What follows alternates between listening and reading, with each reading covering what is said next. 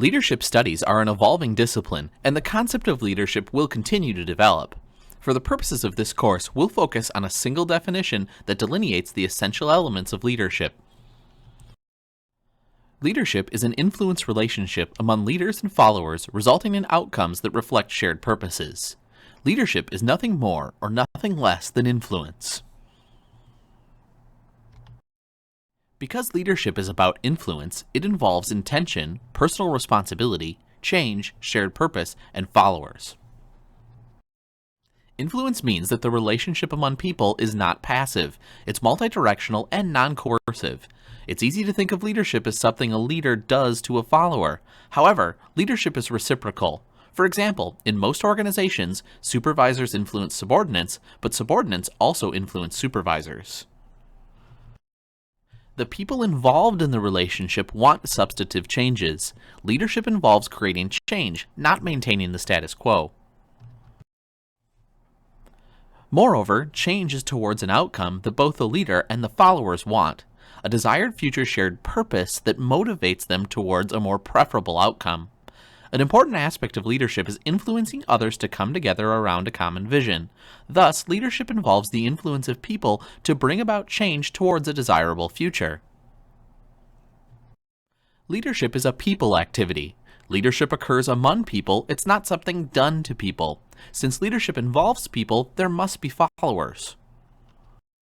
Good leaders know how to follow, and they set an example for others. The issue of intention or will means that people are actively involved in the pursuit of change. Each person takes personal responsibility to achieve the desired future.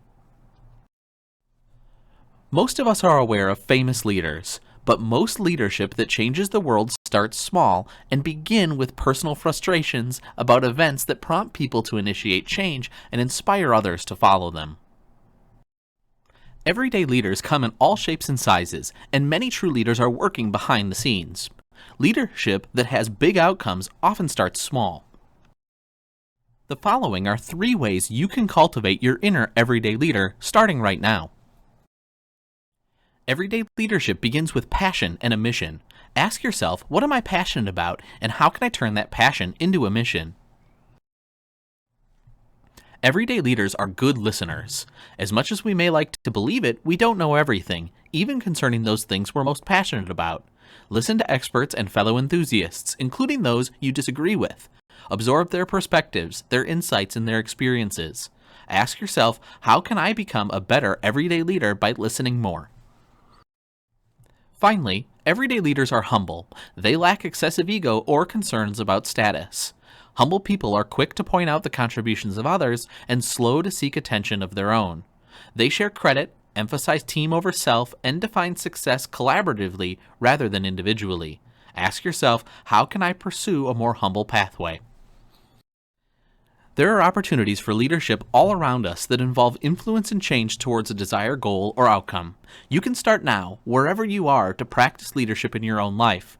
Leadership is an everyday way of acting and thinking and has little to do with title or formal position in an organization. Now go lead. Today's leaders operate in a world where little is certain, the pace is relentless, and everything is more complex. That's the new reality of leadership. The transformation of leadership requires a paradigm shift.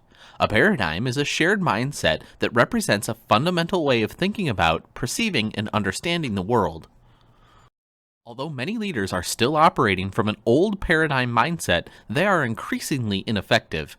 Successful leaders will respond to the new reality. From stabilizer to change manager. In the past, many leaders assumed that if they could just keep things running on a steady, even keel, the organization would be successful. Yet today's world is in constant motion, and nothing seems certain anymore. Most leaders recognize that trying to maintain stability in a world of such unexpected and far-reaching change is a losing battle. Today's best leaders accept the inevitability of change and crisis and tap into them as potential sources of energy and self-renewal. From controller to facilitator. Leaders in powerful positions once believed strict control was needed for the organization to function efficiently and effectively. Today, the old assumptions about the distribution of power are no longer valid. An emphasis on control and rigidity serves to squelch motivation, innovation and morale rather than produce desired results. Effective leaders share power rather than hoard it and find ways to increase an organization's brainpower by getting everyone in the organization involved and committed. Rather than being a controller, the leader is a facilitator who helps people do their best by removing obstacles, getting people what they need, providing learning opportunities, and offering support and feedback. From competitor to collaborator. In our connected world, collaboration becomes more important than competition. Successful leaders harness and make the most of ideas, talents, and resources.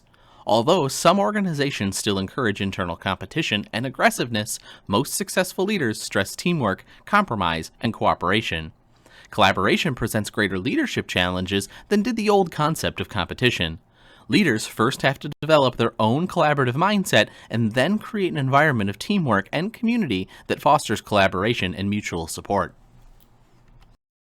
From diversity avoider to diversity promoter. Many of today's organizations were built on assumptions of uniformity, separation, and specialization.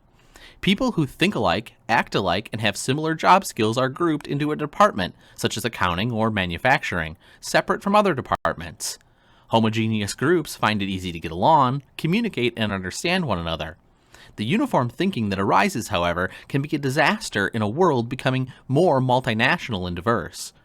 Bringing diversity into the organization is a way to attract the best human talent and develop an organization mindset broad enough to thrive in a cultural world. From hero to humble. Another shift is the move from celebrating leaders as heroes to recognizing the hardworking, behind-the-scenes leader who quietly develops others rather than touting his or her own abilities. The hero leader may make a more risky and dangerous decisions, often without considering the greater good, whereas the humble leader will seek advice and take time to think through the possible consequences of his or her actions. The biggest challenge facing leaders today is the changing world that wants a new paradigm of leadership. The new reality involves a shift from stability to change, from control to empowerment, from competition to collaboration, and from uniformity to diversity.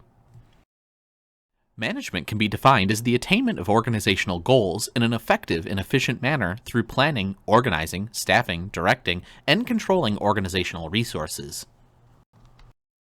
There are critical distinctives of leadership and management. They include providing direction, aligning followers, building relationships, developing personal qualities, and creating leader outcomes. Both leadership and management are concerned with providing direction for the organization, but there are differences. Management focuses on establishing detailed plans and schedules for achieving specific results, then allocating resources to accomplish the plan. Leadership calls for creating a compelling vision of the future, setting the context to view challenges and opportunities, and developing strategies for producing the changes needed to achieve the vision. Whereas management calls for keeping an eye on the bottom line and the short-term results, leadership means keeping an eye on the horizon and the long-term future. Management entails organizing a structure to accomplish the plan, staffing the structure with employees, and developing policies, procedures, and systems to direct employees and monitor implementation of the plan. Leadership is concerned instead with communicating the vision and developing a shared culture and set of core values that can lead to a desired future state. In terms of relationship, management focuses on getting the most results out of people so production goals are achieved. Leadership, on the other hand, focuses on investing more in people so that they're energized and inspired to accomplish goals. Whereas management relationships are based on position and formal authority, leadership is a relationship based on personal influence and trust. The process of management generally encourages emotional distance, but leadership means being emotionally connected. Whereas management means providing answers and solving problems, leadership requires the courage to admit mistakes and doubts and listen to and trust and learn from others. True leaders tend to have open minds that welcome new ideas. Leaders listen and discern what people want and need more than they talk and give guidance or advice to others. Management maintains a degree of stability, predictability, and order through a culture of efficiency. Leadership creates change, often radical change, within a culture of agility and integrity that helps an organization thrive over the long haul by promoting openness, honesty, positive relationships, and innovation. Leadership facilitates the courage needed to make difficult and unconventional decisions. The soft skills of leadership complement the hard skills of management. Both are needed to effectively guide organizations. Although leadership is often equated with good management, leadership and management are different processes. Over time, a number of leadership theories have emerged to explain what leadership is. These various leadership theories can be categorized into 6 basic approaches. The earliest studies of leadership adopted the belief that leaders, who were always thought of as male, were born with certain heroic leadership traits and natural abilities of power and influence. In organizations, social movements, religions, governments, and the military, leadership was conceptualized as a single great man who put everything together and influenced others to follow along based on the strength of inherited traits, qualities, and abilities. Beginning in the 1920s, researchers looked to see if leaders had particular traits or characteristics, such as intelligence or energy, that distinguished them from non-leaders and contributed to success. It was thought of that traits could be identified, leaders would be predicted, or perhaps even trained. Although the research failed to produce a list of traits that would always guarantee leadership success, the interest in leadership characteristics has continued to the present day.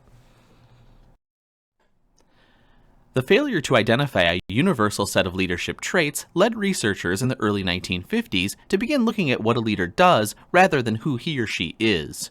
One line of research focused on what leaders actually do on the job, such as various management activities, roles, and responsibilities. These studies were soon expanded to try to determine how effective leaders differ in their behavior from ineffective ones. Researchers looked at how a leader behaved towards followers and how this correlated with leadership effectiveness or ineffectiveness. Researchers next began to consider the contextual and situational variables that influence what leadership behaviors will be effective. The idea behind contingency theories is that leaders can analyze their situations and tailor their behavior to improve leadership effectiveness.